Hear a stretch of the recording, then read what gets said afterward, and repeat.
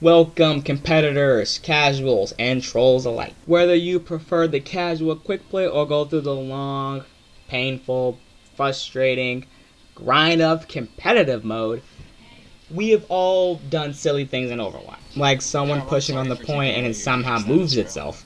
main one doesn't really seem like Halloween. Reapers was what the? Who just The main one backpacked? is a hopping ghost.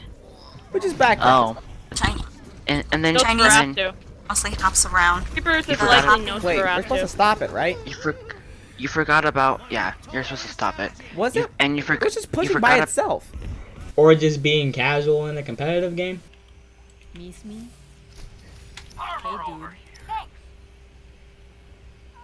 dude. Or assuming you're safe when you're invisible as Sombra.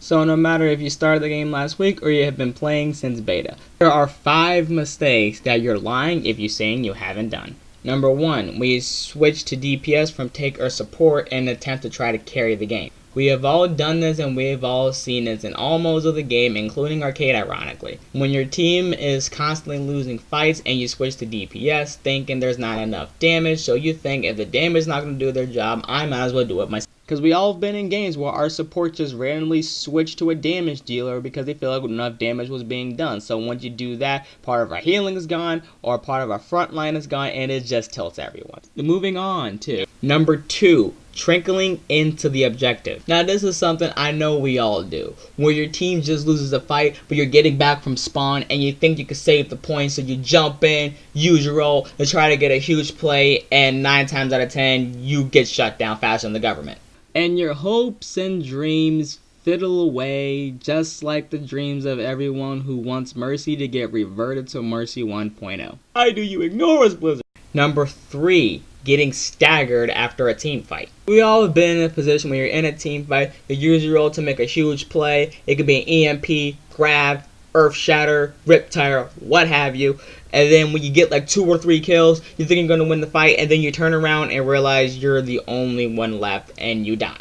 Then you come to the realization you've been alone for a good 10 to 20 seconds and you feel more stupid than pretty much every person who thinks the earth is flat still. For the moment you feel like you're doing everything right, staying alive, trying to do as much damage as you can, then everything come crashing down when you found out everything was wasted right after saying, "Where's my team?" Like, this is pretty much just an awareness thing that we all have to work on, including myself. So it's just like a common thing that everyone does. Moving on to number 4, tunnel visioning. Now this happens to me all the time. It's pretty much when you go into the middle of a team, you try to get that one target that either wrecked you in a team fight or is keeping everyone to the lives to the point that they feel invincible. Anna.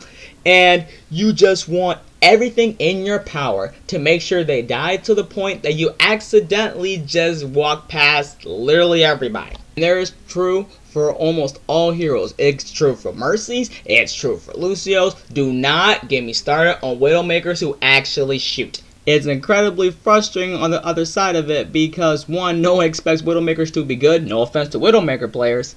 And 2, it's incredibly frustrating, especially when you're a tank. They become priority number 1 real quick. I can't tell you how many times I play Reaper or Sombra and try to teleport on top of the team and use my ult only get hooked by Roadhog faster than Spopovich pulled Vital in Dragon Ball Z.